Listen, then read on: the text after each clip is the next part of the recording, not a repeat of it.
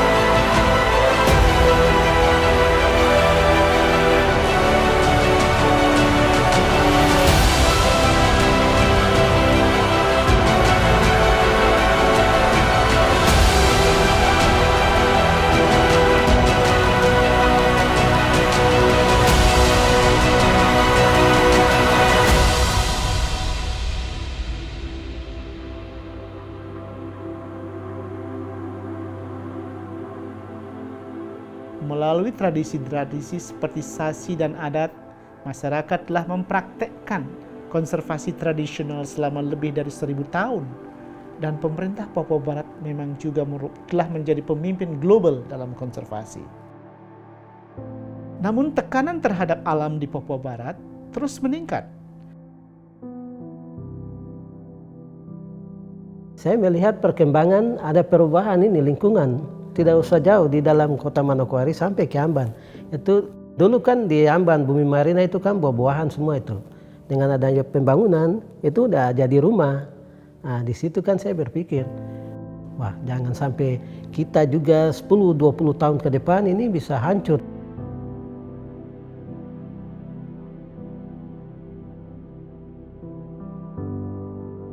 Itulah mengapa inisiatif Provinsi Konservasi sangat penting. Dengan mengembangkan praktek keberlanjutan di semua industri, membangun kawasan-kawasan lindung untuk hutan dan laut yang penting, dan melibatkan semua komunitas di provinsi, inisiatif berani ini akan memastikan bahwa pembangunan yang diperlukan akan dilakukan secara berkelanjutan dan bahwa warisan alam dan budaya Papua Barat yang luar biasa akan dilindungi. Masyarakat dan pemerintah Papua Barat, sekali lagi saya sampaikan, adalah memimpin jalan.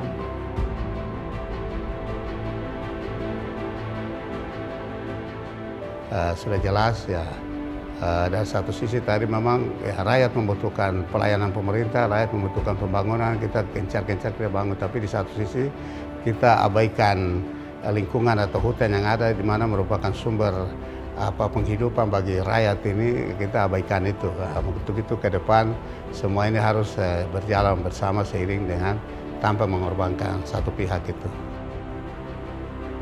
Ya sesuai dengan kampanye kami juga, di mana Provinsi Papua Barat sebagai provinsi konservasi, ya kita mewujudkan Papua Barat yang aman, sejahtera dan bermartabat. Dan ya membanggakan saya bahwa memang masyarakat Papua Barat ini, suku yang ada, semua agama yang ada, ras yang ada, semua budaya yang ada, ini menjadi satu, dan ini merupakan modal ataupun kekuatan dalam kita membangun Papua Barat gitu. Dan ini yang kita jaga gitu.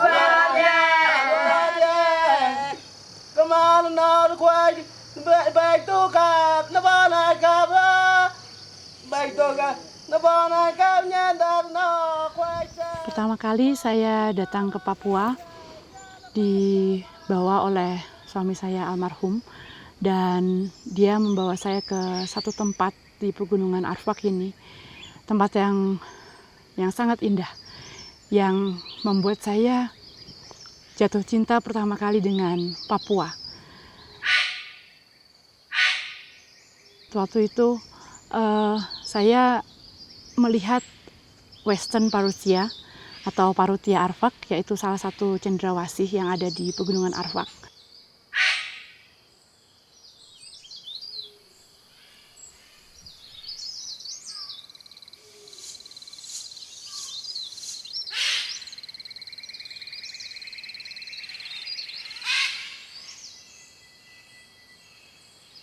Saya tidak pernah menyangka bahwa ada makhluk, ada burung yang bisa berbuat seperti Parutia Arfak.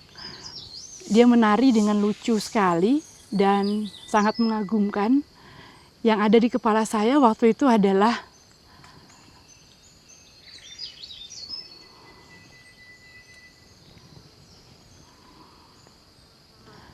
Papua ini adalah suatu tempat yang sangat indah. Indah sekali sampai kadang-kadang kita tidak bisa menjelaskan dengan kata-kata. Dan burung itu selalu mengingatkan saya bahwa kita ini manusia adalah suatu hal yang kecil dibandingkan dengan pencipta kita. Dan saya tidak bisa lupa kalau saat itu adalah sangat membuat saya bicara pada diri saya sendiri bahwa saya mau berbuat sesuatu untuk masyarakat di Papua. Meskipun itu kecil, tetapi saya akan terus berusaha untuk itu. Saya peneliti muda di Papua dan saya punya pandangan sederhana. Hutan dan bumi ini adalah ibu saya, sehingga saya harus merawatnya, saya harus menjaganya sebagai ibu saya yang melahirkan dan membesarkan saya. Biodiversity di seluruh tanah Papua sangat luar biasa. Banyak sekali spesies endemik, burung, reptil, amfibi, kupu-kupu, dan juga banyak sekali vegetasi yang terbatas informasi. Kita ketahui bahwa sejumlah spesies yang endemik sangat sensitif dengan perubahan-perubahan habitat, sehingga perlu adanya perencanaan yang baik dalam pengelolaan hutan, dalam penggunaan lahan untuk pembangunan berkelanjutan.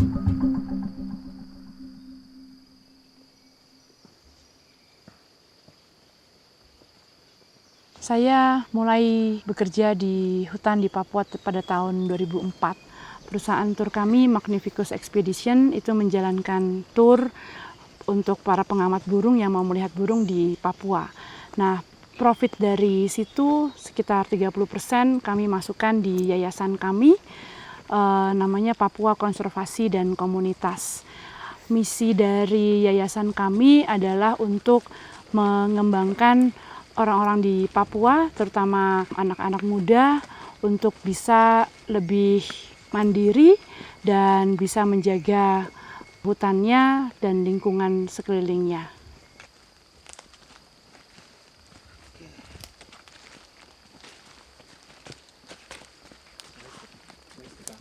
Ketika kami membawa turis burung datang ke sebuah desa atau ke sebuah komunitas, kami akan banyak sekali memerlukan tenaga di desa itu. Nah, jadi paling tidak dalam satu trip itu kami bisa mempekerjakan sekitar 15 sampai 18 orang. Orang-orang yang bekerja bersama kami, terutama menjadi pemandu burung, itu adalah orang-orang yang sangat mengetahui daerah atau hutannya mereka. Saya jadi pemandu burung di Mingres ini. Saya dengar sebelum saya tahu tempatnya. Itu saya biasa masuk hutan itu pagi-pagi supaya saya dengar punya suara.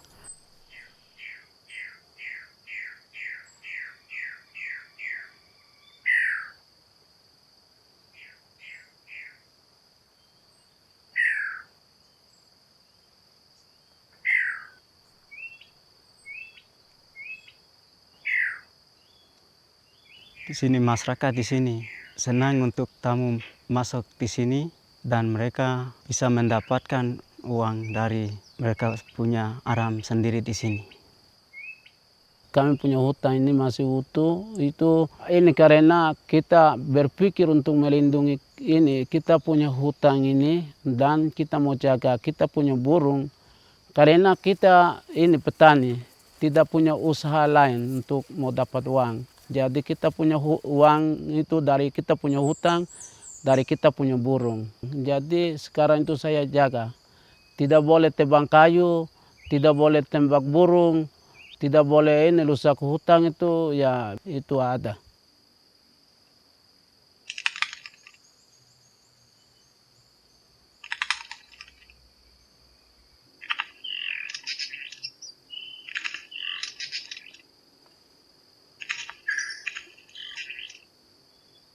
Di Pegunungan Arfak ini ada satu jenis burung pintar, yaitu Vogelkop bowerbird.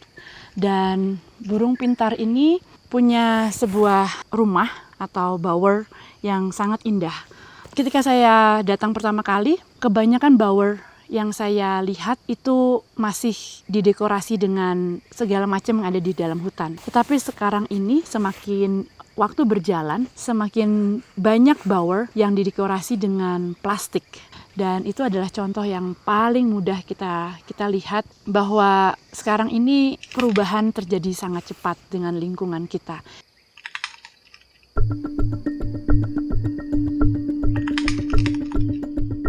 Pembangunan yang ada di Papua ini sebetulnya sangat baik untuk membantu masyarakat juga. Contohnya jalan yang ada di Pegunungan Arfak sekarang ini. Itu akan membuka akses untuk masyarakat lebih mudah ke kota menjual sayuran-sayurannya mereka atau menjual hasil buminya mereka. Tetapi di sekitar sini ada tanah longsor yang luar biasa terjadi seketika pembangunan jalan ini dilakukan. Dan itu menggusur tempat bermain 2 jenis burung yang lumayan penting ada di daerah ini. Ya, pertama kali saya ke Pegunungan Arfak itu tahun 1989. Pada waktu itu daerah itu sangat susah dijangkau, hampir semua harus ditempuh dengan jalan kaki. Kalau 30 tahun yang lalu sensor tidak ada. Sekarang ini kemarin 1 hari aja jalan sudah ketemu ada 3 tempat di mana orang melakukan pengerjaan kayu. Daerah pesisir itu sangat penting dan kita tidak bisa melestarikan daerah pesisir tanpa melestarikan daerah hutan. Jadi program konservasi atau program pembangunan bagaimanapun sudah harus memperhatikan seluruhnya dari gunung sampai ke laut. Itu sudah harus masuk dalam satu perencanaan yang terpadu dan menyeluruh. Karena dampak-dampak yang bisa sering terjadi, yang sering kita temui sekarang adalah bencana banjir, tanah longsor, dan kebakaran hutan. Ketiga bencana-bencana ini adalah bencana yang terbesar ketika itu terjadi. Itu kadang menimbulkan biaya yang sangat luar biasa. Ketiga itu sudah merupakan bencana yang sangat hebat. Kami dari Balai Konservasi Sumber Daya Alam Papua sangat mendukung akan pemerintah Provinsi Papua Barat dalam menetapkan Provinsi Papua Barat sebagai provinsi konservasi. Apabila masyarakat Papua sendiri yang sudah menjaga mereka punya hutan, maka saya percaya dan yakin bahwa provinsi konservasi pasti akan berjalan dengan baik. Kawasan hutan Papua ini bisa dimanfaatkan dan dijaga dan masyarakat sejahtera. Sampai saat ini orang tua juga bisa tahu tentang hutan, tentang konservasi. Jadi masing-masing kampung atau marga sudah jaga memang. Jadi itu memang sudah ada sejak orang tua atau nenek moyang kami.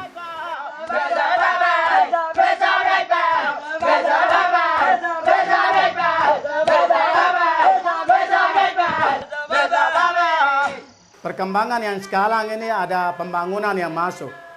Bangunan masuk ini nanti ada sensor kayu. Kami tidak mau banyak pembangunan, jadi tidak bisa mengganggu daerah alam, daerah konservasi. Jadi pembangunan memang kami mau masuk, tapi harus di tempat yang, karena kami tinggal dekat alam, kami tinggal dengan dekat konservasi. Pembangunan itu tetap berjalan, tapi harus pemerintah dengan masyarakat sepakat baru bisa pembangunan begitu.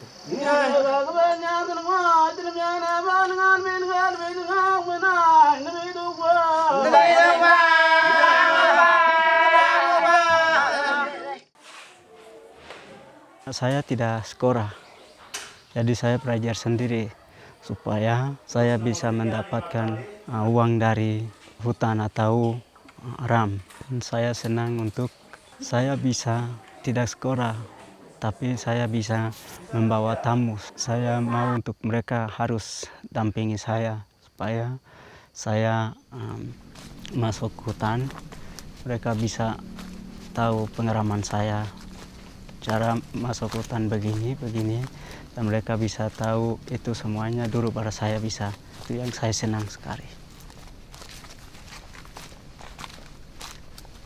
Dulunya saya orang nelayan, petani juga saya petani. Tapi ketika saya jadi guide, berkacang paling luar biasa. Saya membuat tempat berwatching di Raja Ampat. Saya mulai mendatangkan banyak tamu di Raja Ampat. Tamu-tamu dari Amerika, dari Inggris, dari Australia. Itu banyak sekali yang tamu-tamu seperti itu.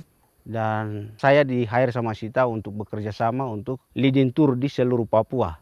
Dan saya senang sekali untuk bekerja, sekali untuk menjaga alam, dan berkat yang saya dapat itu diberikan kepada orang lain.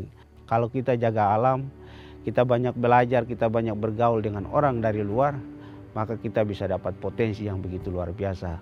Pak Desa Minggre di sini kami bekerja sama untuk kembangkan tempat ini, untuk membina masyarakat yang ada di sini, supaya masyarakat yang ada di sini menjaga alam ini dengan baik. Yang penting kita jaga alam ini dengan baik, maka berkat sendirinya datang. Jadi seperti itu.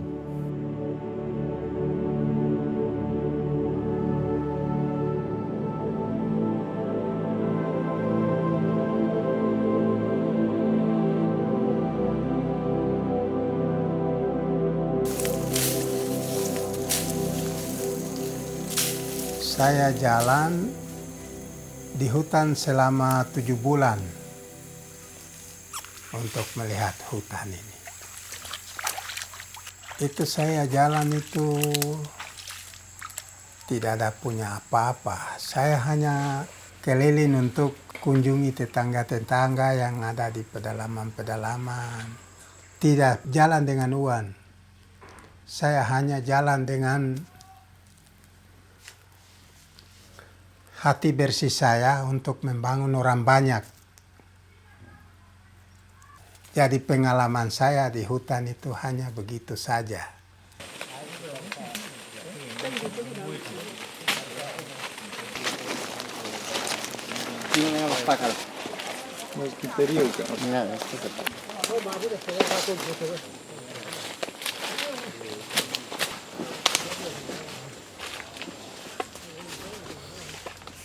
Iya, jadi selama saya berjalan di hutan ini keliling dari ujung Papua ini sampai ke ujung, hanya yang tertarik dengan saya itu hasil-hasil hutan ini, keindahan alam ini.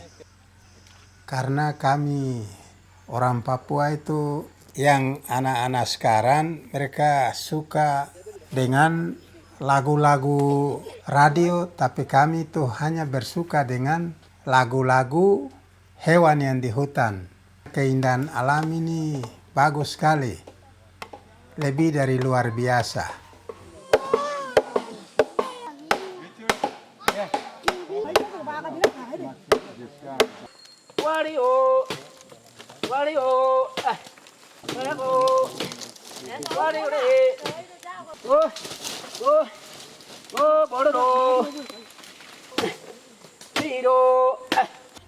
Jadi tradisi orang tua-tua itu bilang kalau tinggal di hutan terus-terus berarti itu cinta alam. Cinta alam hutan ini. Karena hutan ini seperti bank yang kami tabung uang. Uang itu ada banyak di hutan. Jadi walaupun biar bagaimana, lama-kelamaan tetap bank itu dia akan berkembang ke depan. Bank Papua itu adalah hutan yang kami lindungi. Karena kami tinggal di dalam hutan ini, kami tinggal tidur tindis kekayaan alam ini. Kisah hidup itu.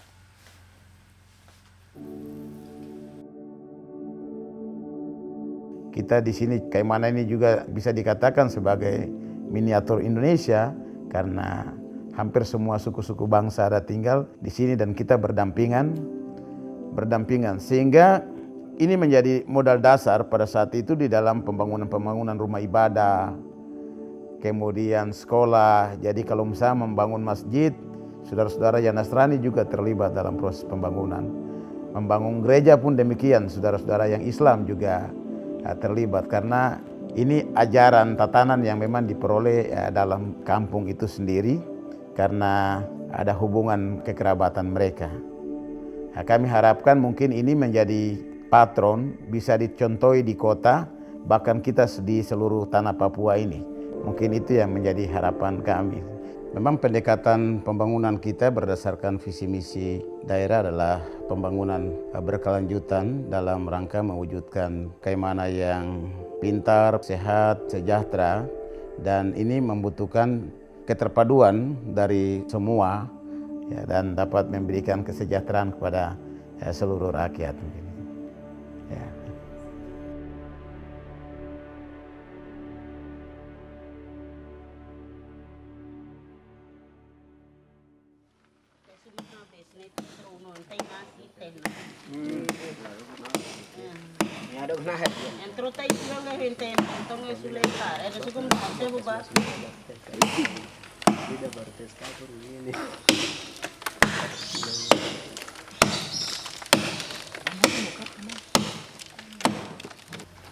Jadi kami orang Papua ini dari dulu sampai sekarang ini kami punya makanan pokok itu hanya sagu.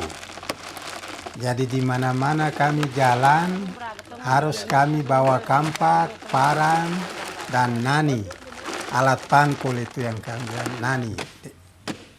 Jadi kami jalan sampai di mana lapar, kalau ada sagu yang panjang di situ, kami teban, potong dia punya palepa itu kami kupas dia. Kami pakai bikin goti, tempat ramas. Jadi ramas, nanti sagu dengan air dia jatuh di goti. Airnya sudah jernih, kami sudah tumpah. Tumpah airnya kasih pindah, ambil isi sagu. Masih basah kami bikin papeda, baru makan.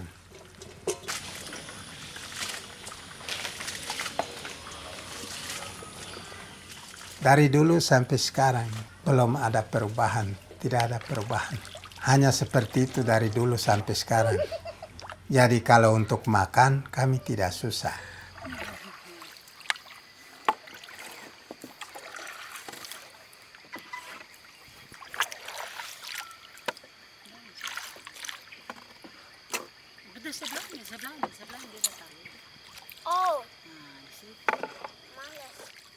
Baik. Mama tiap hari, mama pancing. Mama pancing habis itu istirahat, kerja kebun dulu. Lalu ini mama pangkul lagi. Masuk kali di atas ini baru pangkul lagi. Cari umpan lagi, kita mancing lagi. Perempuan semua cari keraka. Ya dulu itu keraka itu mancing tidak ada pembeli. Iya, tidak ada pembeli. Ada sekarang baru ada pembeli. Ya kalau kita pergi cari keraka ada uang, berarti kita beli beras kah, beli gula kah, kita kirim anak sekolah kah, itu sudah. Kalau yang bertelur itu yang perempuan itu. Keraka perempuan itu kita tidak ambil karena larang. Tapi sekarang berapa kampung yang ada itu semua tiap hari cari kepiting, setiap hari itu cari keraka saja. Dulu itu sampai 3 karung ada. Dan sekarang ini kita pergi sampai pagi sampai sore mungkin 1 karung atau 2 karung itu sudah. Kalau dulu itu dari mama dorang itu banyak juga. Kalau sampai datang kita orang ini kurang lagi. Jadi dari dulu saya masih anak-anak. Saya ambil untuk mancing di laut ini, di pinggir-pinggir ini. Saya dapat ikan banyak. Sampai pengusaha liar datang, dia yang masuk pertama di sini dengan jaring. Jaring ada sekitar 7 piece itu 1 piece 100 meter, panjang 100 meter. Dia pasang di laut ini sampai di Afu-Afu Lama. 1 malam sampai pagi itu ikan hiu itu ada 20-30 ekor. Sampai sekarang ikan hiu itu punah. Sampai tahun 2011 saya cari ikan sulit, tapi baru saya mancing di laut 1 jam saya sudah dapat ikan 3 ekor. Sudah ada perubahan sedikit karena laut ini kami sudah larang, sudah dilindungi. Tempat yang ada yang sudah pemerintah dia kerjasama dengan kami masyarakat untuk tempat itu dilindungi supaya ikan bertelur, udang bertelur, kepiting juga dia bertelur, mungkin tambah banyak dan dia bisa berkembang biak untuk keluar di luar muara. Jadi sekarang mungkin sudah lebih meningkat sedikit.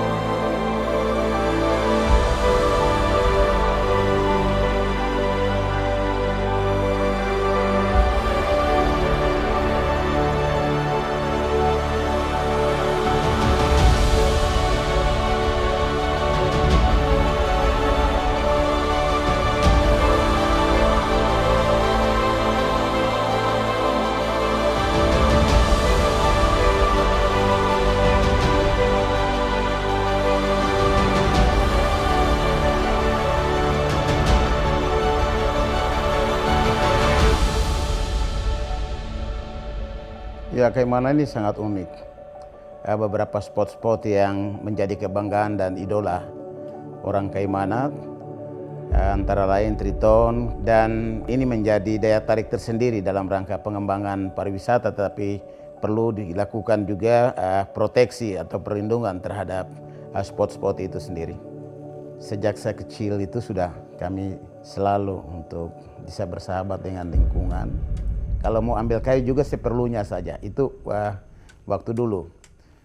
Hari ini ketika pernah HPH masuk di Teluk Arguni, banyak kerusakan yang dilakukan oleh perusahaan HPH.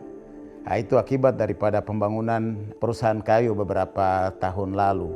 Kita kembali kepada keadaan semula dan ini membutuhkan kerjasama dari berbagai pihak tentang perlindungan dan pengelolaan lingkungan hidup. Adat itu satu organisasi yang terbentuk dari para pendahulu kita. Adat yang lebih duluan daripada pemerintahan formal. Sehingga dengan adat terbentuklah negara. Saya kira adat itu pedoman, seperti filsafat, pedoman hidup dari setiap suku itu adat. Sebelum ada konservasi kita sudah tahu itu konservasi. Sasi itu sumpah. Sasi yang seperti tadi jelaskan bahwa buka tutup. Ya, itu tujuannya kan melestarikan habitat, ya, fauna yang ada. Nah, itu seperti itu.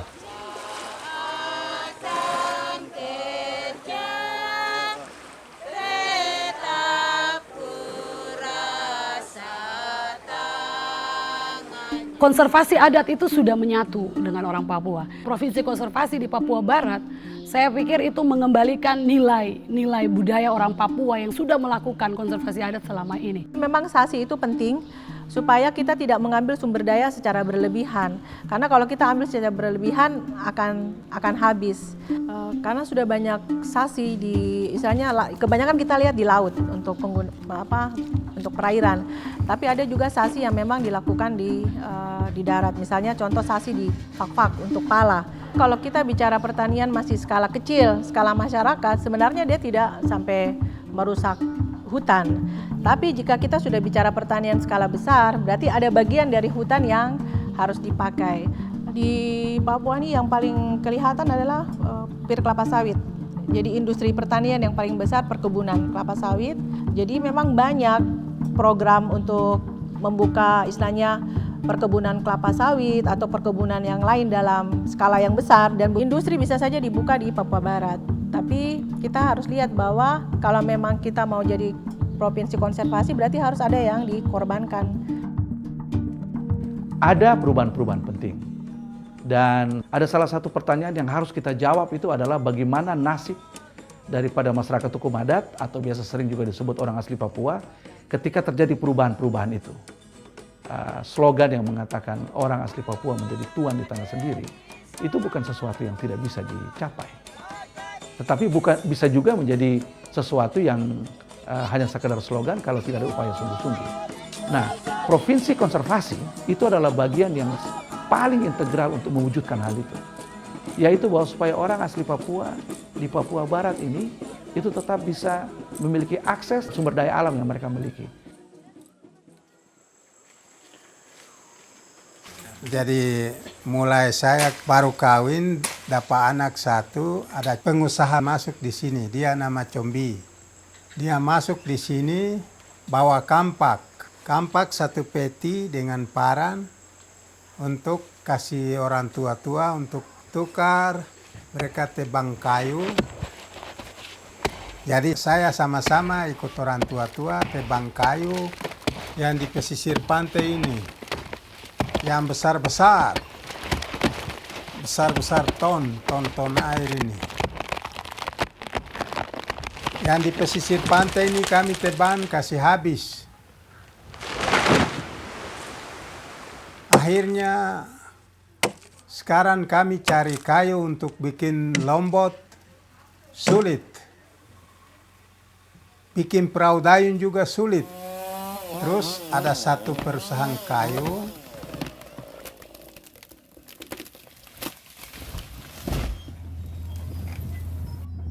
Jadi dia masuk pertama dia ambil kayu bawa keluar.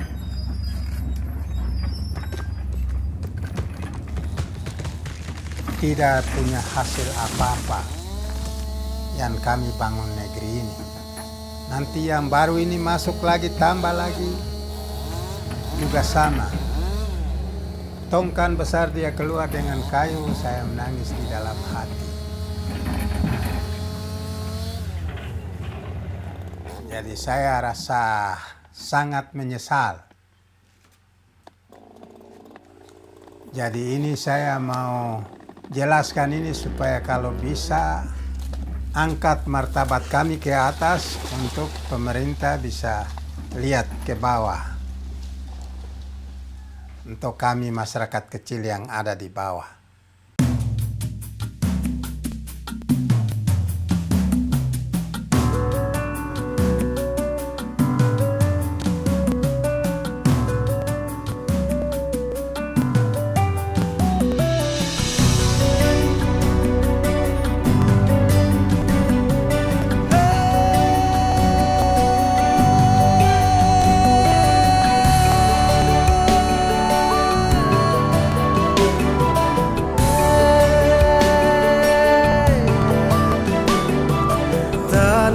Papua, tanah yang kaya, surga kecil jatuh ke bumi, seluas tanah.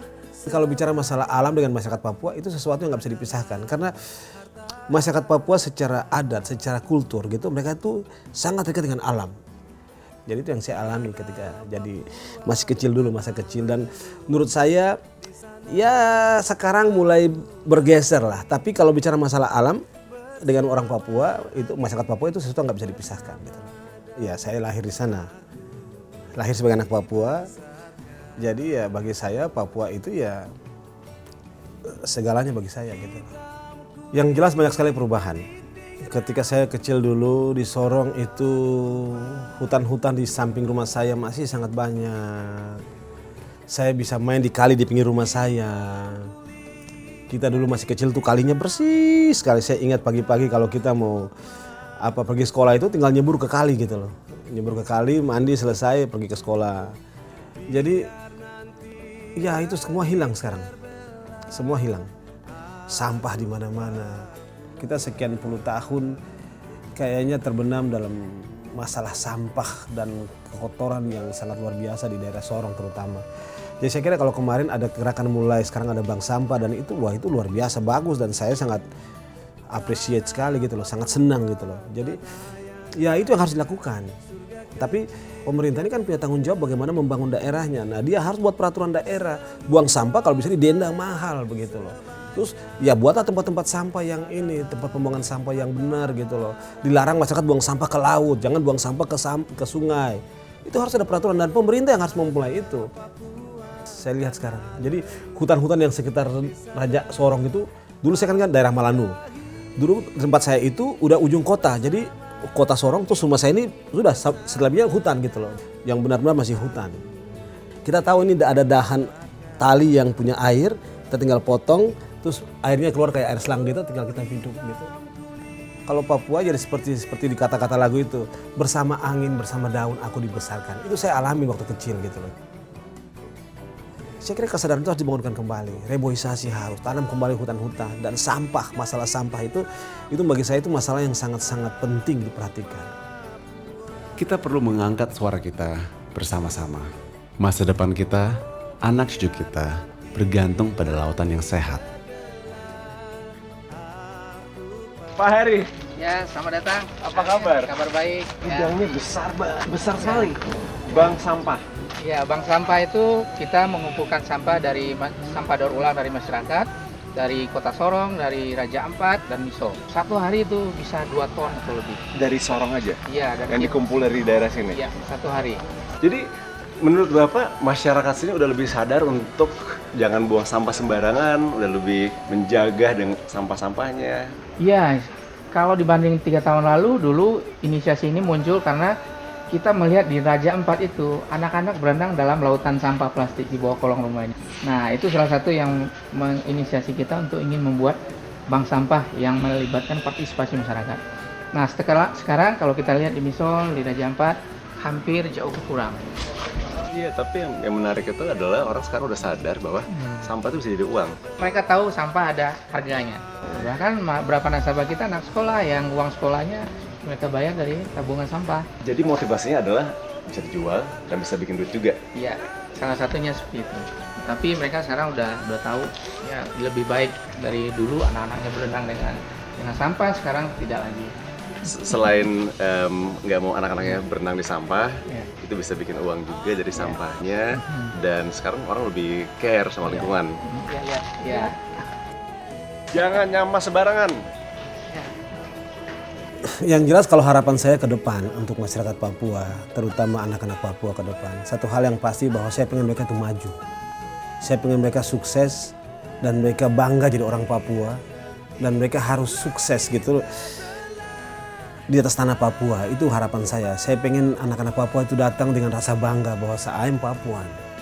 Saya and I'm proud gitu sebagai anak Papua. Karena saya bisa sukses di tanah saya begitu loh. Keriting rambutku, aku Papua.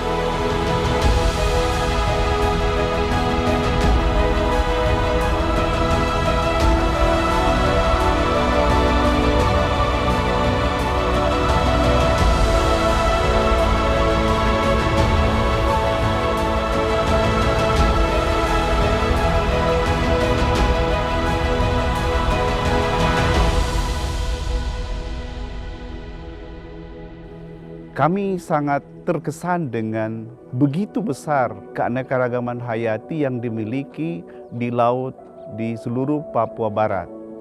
Dan ini sangat mencengangkan setelah kami mendapatkan hasilnya, terutama untuk ikan dan karang yang ada di Papua Barat ini sangat tertinggi atau tertinggi dibandingkan di daerah-daerah lain di Indonesia, bahkan di seluruh dunia. Tetapi sebagian besar itu memang terjadi perubahan, terutama perubahan itu pada daerah-daerah di mana perkembangan penduduk semakin tinggi.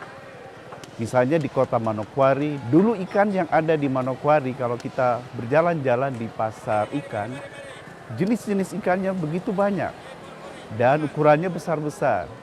Sekarang untuk ikan ya jenisnya sudah semakin menurun Ya ukurannya juga tidak sebesar dibanding dengan sebelum saya berada di sini tahun 1989. Jadi sudah 20 tahun lebih saya berada di Manokwari dan itu terjadi perubahan tahun demi tahun. Provinsi konservasi salah satu ide untuk bisa menjaga keberlangsungan sumber daya perikanan yang ada.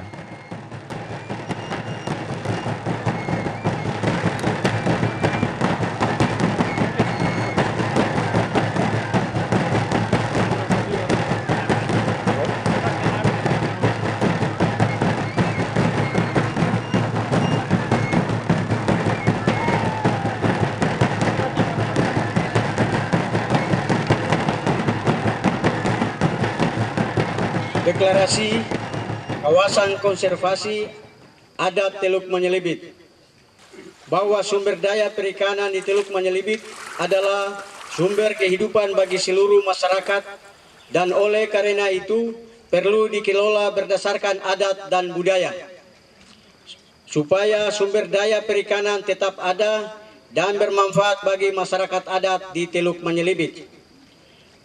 Maka dengan rahmat Tuhan yang Maha Esa dan rasa hormat terhadap leluhur suku Maya, kami kepala adat di seluruh kampung Teluk Manyelibit dengan ini menyatakan penetapan kawasan perikanan adat di kampung di seluruh Teluk Manyelibit.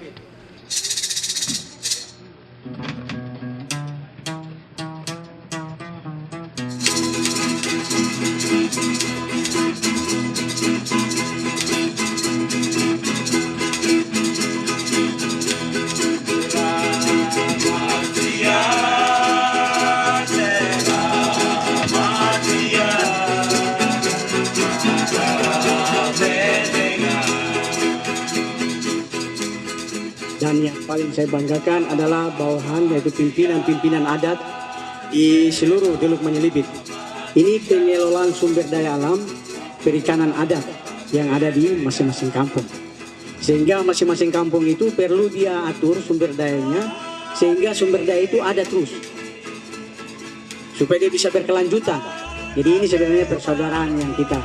Jadi kita berharap nanti ke depan Dewan akan menetapkan kawasan-kawasan lain juga. Ya, itu akan kita juga akan berusaha menetapkan seperti ini sehingga masyarakat adat itu rasa memiliki sumber dayanya, rasa memiliki untuk dia bertanggung jawab menyelamatkan sumber daya untuk masa depan anak-anaknya sendiri. Adat itu bukan kita urus mas kawin saja, adat itu bukan kita urus persoalannya yang terjadi dalam kampung saya, tidak. Adat itu juga kita urus tanah, urus hutan, urus laut yang menghidupkan orang-orang adat itu. Itu yang paling penting. Sehingga di hari ini kita harus bangga bahwa di hari ini sebuah keajaiban besar yang mana Teluk Manyelibit yang sebenarnya sudah jadi kawasan konservasi. Karena dia sudah tanda tangan berita acara tadi, tidak boleh melanggar. Ya, saya biasa bilang bahwa kita yang menentukan kita makan. Kita juga yang menentukan kita tidak makan. Mari mempertahankan itu kita saat ini sampai masa yang akan datang. Inilah masyarakat yang ada di Teluk Manyelibit. Hasil laut ada untuk mereka. Mereka tidur di atas air. Mereka berenang di atas air. Mereka bernyanyi di atas air. Berbagai suku, berbagai budaya untuk dipersatukan bagi kemuliaan dan kebesaran Sang Pencipta.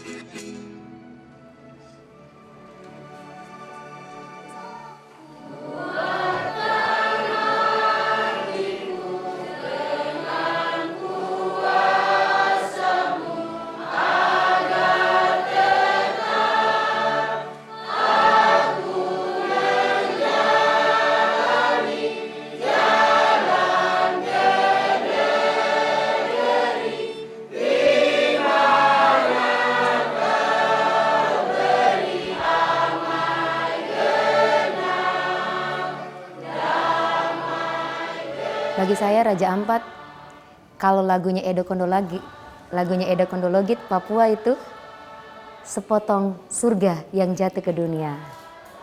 Jadi ini surga. Saya orang Ambon. Saya lahir besar di Papua, di Sorong. Dan saya mencintai Papua.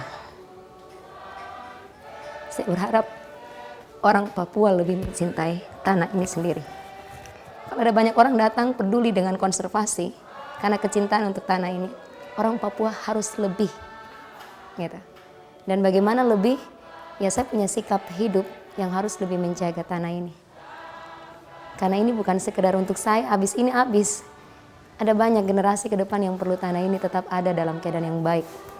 Air. Tisu.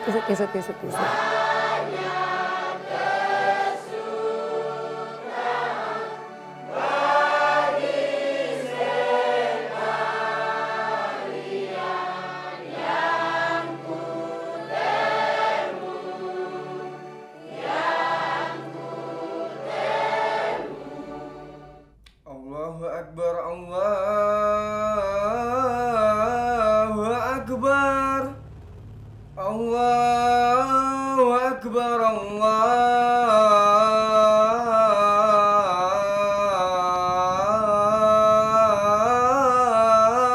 Akbar. Maka pandangan mata yang saya lihat, pulau-pulau yang begitu indah kelihatan.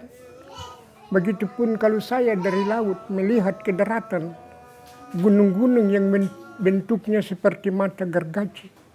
Maka pengrasaan bahwa ya Allah, bersyukurlah kami dengan adanya kita anak adat. Gunakan itu, kita laksanakan dia. Nah, ini dalam hati kami setelah berada di sini.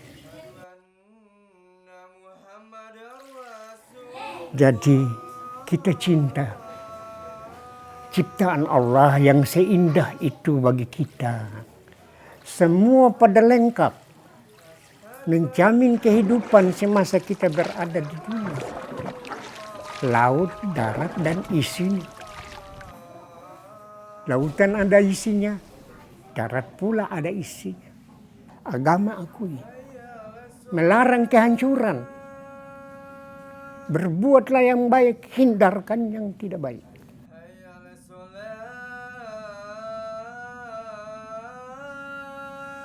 Semua kami itu kita kembali kepada masa-masa lalu yang betul-betul makmur. Untuk kebahagiaan kita pun anak cucu yang masa-masa mendatang. Seperti inilah hati kami. La ilaha illallah.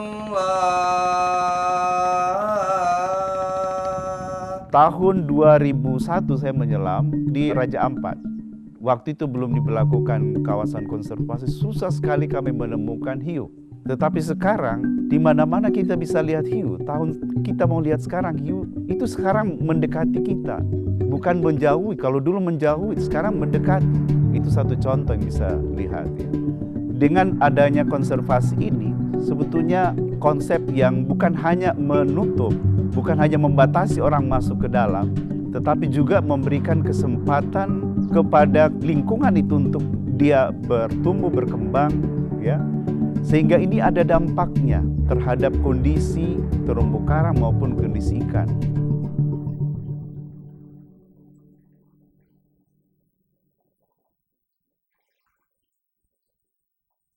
Raja Ampat adalah satu tempat yang disebut paradise atau surga kecil yang jatuh di bumi. Dan komitmen kami pribadi sebagai anak Raja Ampat adalah merupakan bagian menjadi keharusan menjaga sebuah konservasi.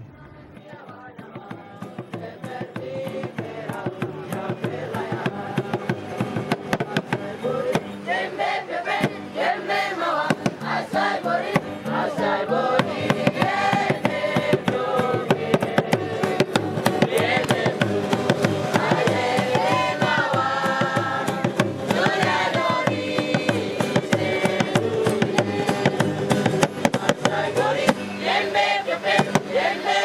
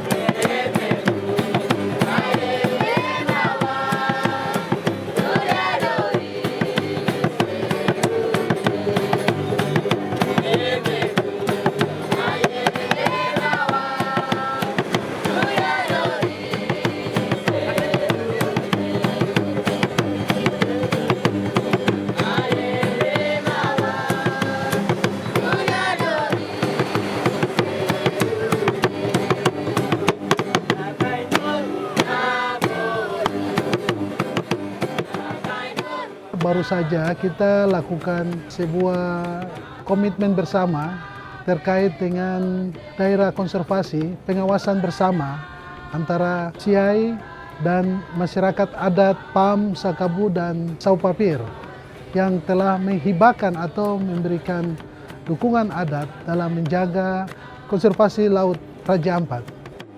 Pemerintah daerah mempunyai visi misi. Kami Kabupaten Raja Ampat mempunyai sektor unggulan yaitu dua. Satu perikanan, yang kedua pariwisata. Perikanan yang selalu menjaga kepada konservasi itu sendiri. Pariwisata selalu juga menjaga konservasi itu sendiri. Pemerintah, masyarakat adat, dan sekitarnya untuk sama-sama menjaga apa yang menjadi komitmen kita dan menjadi keputusan kita bersama. Itu yang bisa kami sampaikan.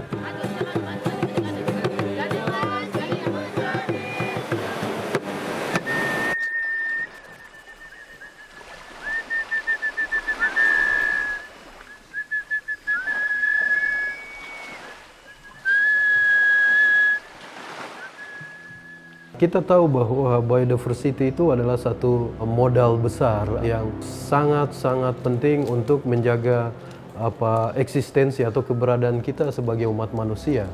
Jadi ini sangat penting kalau kita melindungi, melestarikan keanekaragaman hayati di tanah Papua dan secara khusus di Papua Barat, berarti kita juga menjaga identitas jati diri kita sebagai orang Papua dan orang di Papua Barat.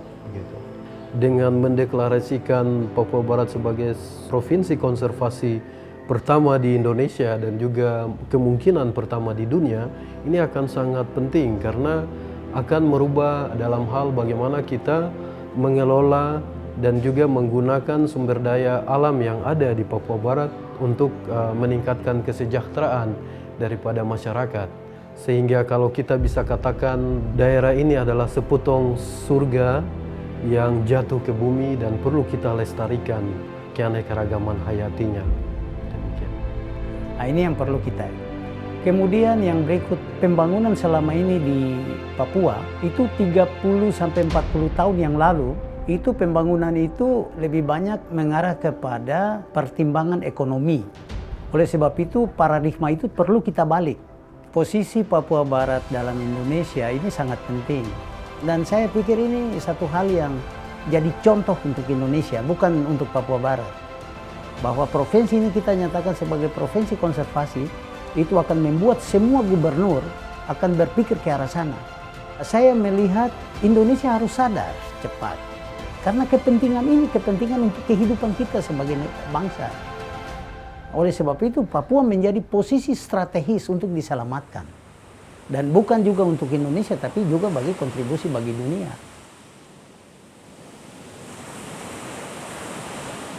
Kemudian 14 tahun yang lalu, untuk pertama kali saya datang ke Jamur Subamedi. Saya mulai mengetahui tentang penyu belimbing ini sewaktu saya sekolah di SMA Negeri 1 Sorong. Saya melihat ibu saya pergi ke pasar mengantar, kemudian saya melihat ada orang menjual telur. Dalam sejarah penyu belimbing itu ada mempunyai tempat peneluran di Pasifik. Malaysia, Costa Rica, di Meksiko, dan di Kepala Burung. Tetapi di Malaysia sekarang sudah berkurang drastis. Kemudian di Meksiko dan Costa Rica menurun drastis. Tetapi di sini juga kita mengalami penurunan sama dengan ini. Tetapi penurunannya ini kami masih mempunyai female yang ukuran populasi masih lebih besar. Dan kita mempunyai kesempatan yang besar jikalau kita dapat menggunakan kegiatan konservasi yang tepat untuk menyelamatkan penyu belimbing. Karena hatchling yang kita produce ini itu dapat juga menyebar di Pasifik. Kita pada dasarnya sekarang mengerti bahwa kegiatan ini perlu untuk mendapatkan suatu ruang hukum yang tegas melalui penetapan misalnya saja itu kawasan konservasi perairan daerah. Tetapi pada dasarnya kegiatan pelestarian penyu belimbing ini tidak bisa berdiri sendiri karena ini melibatkan juga masyarakat. Dan karena adanya link pada waktu yang lampau membuat ini agak sedikit kesulitan. Populasi sekarang berada dalam keadaan yang kritis. Dan kalau mereka tidak aktif untuk terlibat, ini akan membuat kesulitan di dalam program konservasi. Dari beberapa kasus yang kami dapat, itu jenis-jenis yang kami dapat diantaranya jenis-jenis reptil, kemudian ada jenis-jenis burung, mereka sembunyikan dalam pipa paralon seperti ini. Kita lihat hati kita rasanya bagaimana gitu. Orang bawa burung untuk dijual tapi dibikin seperti begini. Kami dapat di bandara. Kasuari di sini itu kan lambang simbol dari Provinsi Papua Barat. Tapi kenyataannya kasuari itu jadi satwa buruan. Pada saat musim peneluran penyu di daerah pasar ikan sana, itu masyarakat jual di pasar telur penyu, daging penyu. Notabene itu jenis-jenis yang dilindungi. Nah, asalnya itu dari daerah pantai utara. Ya, kenapa kami bicara kolaborasi? Kalau ada kolaborasi, kita bisa libatkan masyarakat. Karena ini kan diambil dari hutan. Hutan di mana di situ ada masyarakat asli. Di Papua, hutan itu miliknya masyarakat asli.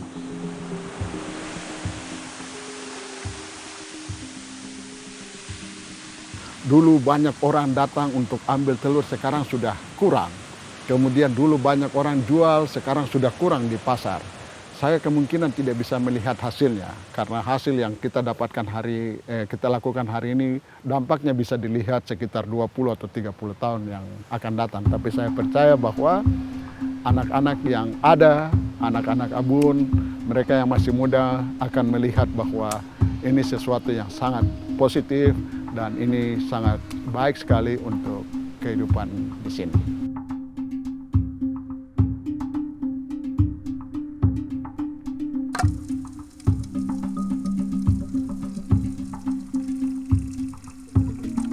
Kita bisa katakan bahwa 80% masyarakat memang tergantung ke sumber daya alam.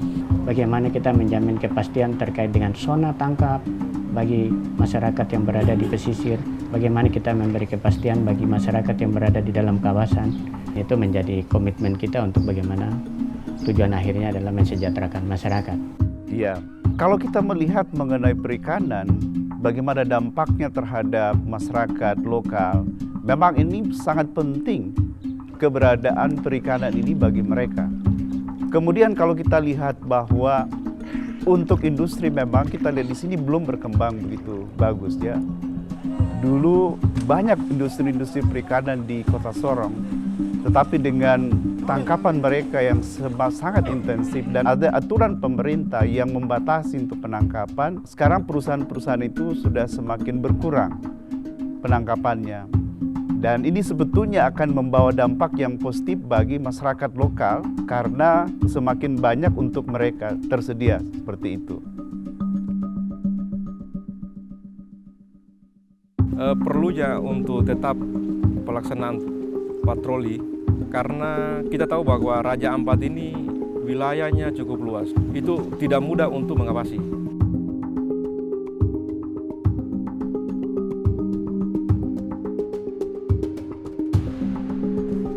Ini adalah hasil tangkapan pelaku berjumlah 6 orang. Pelaku ini begitu digeledah ditemukan ini sebanyak berapa? 27 bom molotov.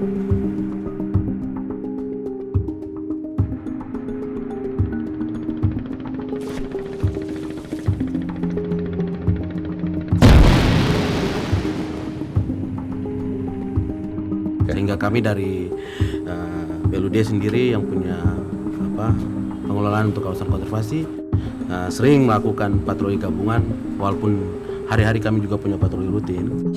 Itu berdasarkan laporan itu kami melaksanakan patroli gabungan untuk penanganan kasus yang seperti ini.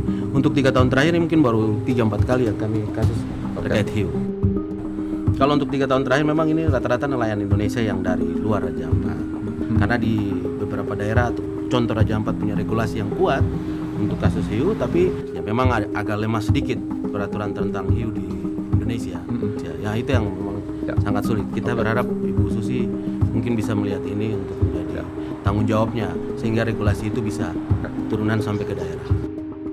Dampak yang akan timbul ketika para pelaku ini melakukan pengeboman ikan, yang pertama di sisi lingkungan hidup.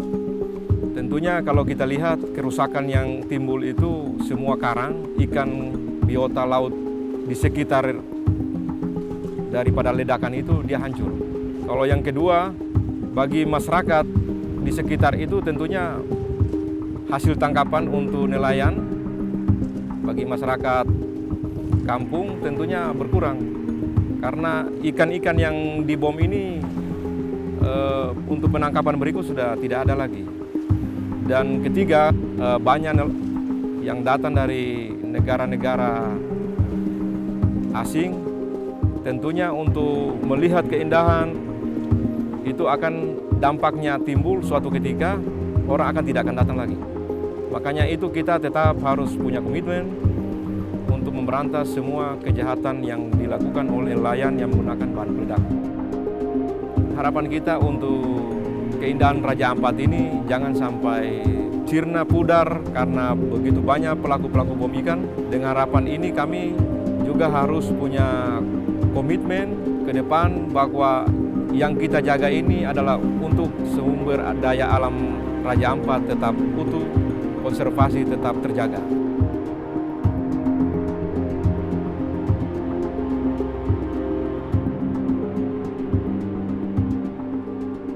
Kalau kita lihat mengenai pemberlakuan, mengenai kawasan konservasi di perairan atau di daerah-daerah di Raja Ampat, kemudian di Kayamana, kemudian di Teluk Cendrawasih, dan beberapa tempat lagi sekarang dideklarasikan atau akan dibentuk misalnya di Fak-Fak, itu sangat berdampak sekali terhadap perubahan-perubahan kondisi mengenai ikan yang ada di sana. Jadi ini pentingnya salah satu pendekatan sebagai provinsi konservasi, terutama untuk bidang perikanan di laut, ini sangat membantu untuk mempertahankan keberlanjutan. Semua bisa dapat, baik masyarakat lokal, nelayan lokal, kalau dilakukan penangkapan sesuai dengan aturan-aturan konservasi yang ada, maka ini bisa kita menikmati secara bersama-sama.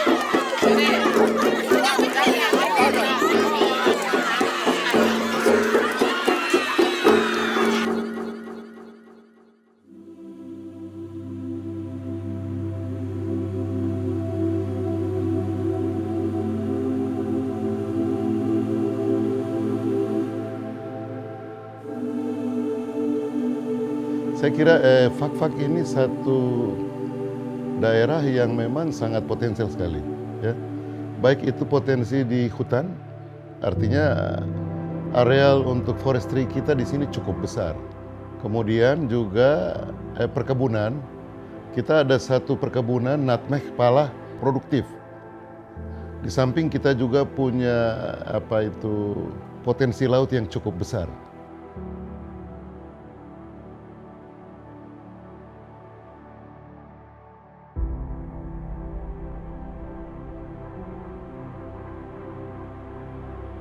Saya khawatir sekali kalau kita tidak hati-hati, ya sekali lagi hati-hati dalam mengeksploitir hasil kekayaan alam kita, ini nanti cenderung akan menimbulkan satu bahaya sebenarnya bagi kita.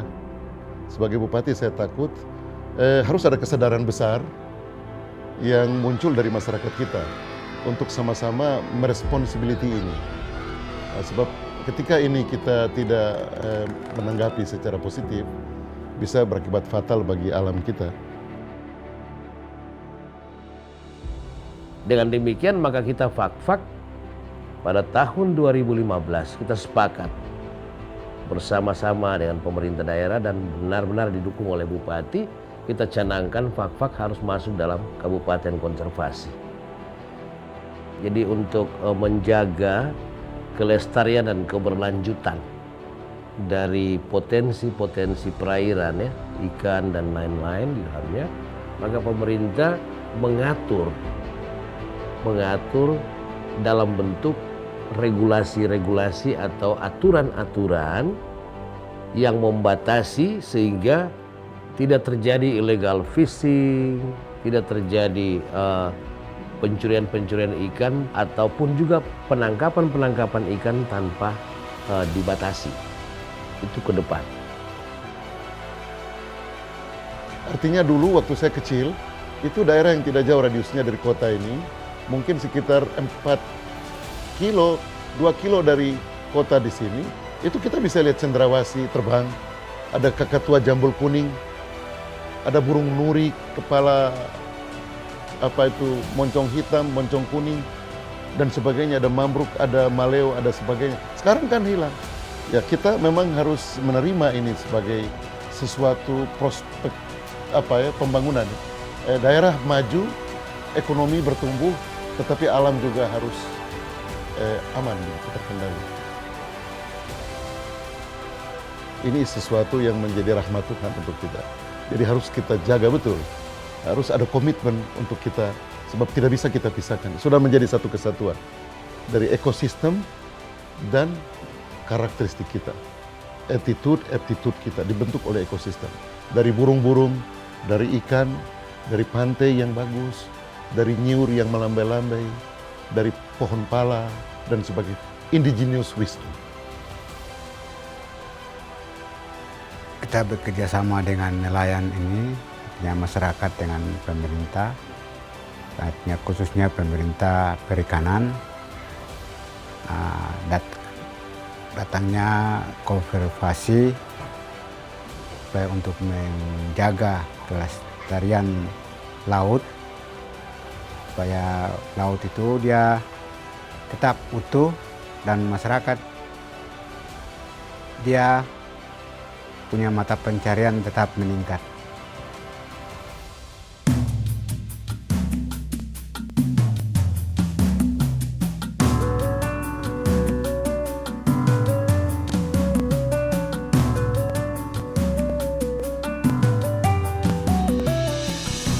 Kita punya potensi sumber daya alamnya yang luar biasa, cuma ya dari ini menjadi tanggung jawab pemerintah dan juga semua pihak, keterlibatan semua pihak untuk ke depan sehingga potensi-potensi yang luar biasa ini bisa dieksploitasi atau bisa dibangun, tapi untuk kesejahteraan dan kemakmuran rakyat ke depan. Tanah Papua, tanah yang kaya, surga kecil jatuh ke bumi. Seluas tanah, sebanyak batu adalah harta harapan. Kita ketahui bahwa keanekaragaman hayati di tanah Papua itu merupakan salah satu daerah hotspot di dunia. Saat sekarang kita harus menjaga baik, melindungi, melestarikan karena biodiversity ini adalah sesuatu yang kemudian hari bisa digunakan untuk kepentingan meningkatkan kesejahteraan maupun ekonomi daripada masyarakat. Hitam kulit, keriting rambut, aku Papua. Hitam kulit, keriting rambut, aku Papua. Ada pohon, ada binatang yang jengkrik, yang bunyi suara, itu menandakan bahwa kita hadir untuk lingkungan itu.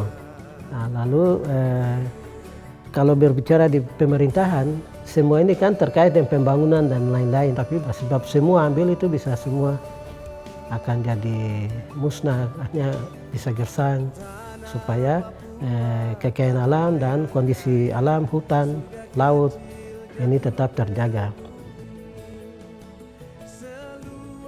Dan kita sudah tahu juga dengan apa yang dimiliki oleh Papua Barat ini, dia memiliki keanekaragaman yang sangat tinggi dan jenis-jenis ikan yang begitu banyak yang kita tidak temukan di tempat lain. Dan oleh karena itu bukan melarang, tetapi membatasi untuk menangkap supaya sumber daya ini berlangsung sampai ke anak cucu. Bukan hanya satu generasi saja yang kita lalui sekarang ini, tetapi bisa berkesinambungan atau berkelanjutan.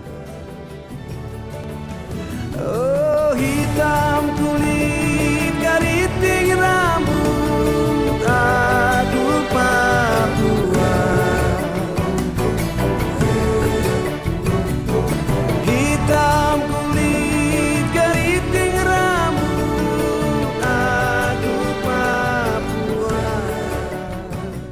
Kami mengharapkan dengan adanya Provinsi Konservasi ini, segala sesuatu yang terjadi di Papua Barat itu akan lebih memperhatikan pembangunan yang berkelanjutan, sehingga semuanya bisa terjaga dengan baik dan semuanya juga bisa berjalan bersama-sama dan berkelanjutan untuk semua kepentingan masyarakat. Oleh karena itu konservasi bukan lip service. Konservasi bukan hayalan, bukan angan-angan. Konservasilah yang mampu mengembalikan dunia secara natural. Saya berharap semua orang harus mendukung konservasi di dunia. Lebih-lebih di Indonesia, di Provinsi Papua Barat yang sudah menjadi provinsi konservasi, dan di Fak-Fak. Sebagai bupati, juga sebagai orang Papua Fak-Fak, sebagai anak daerah, konservasi penting. Kita sama-sama harus mensupport konservasi Indonesia.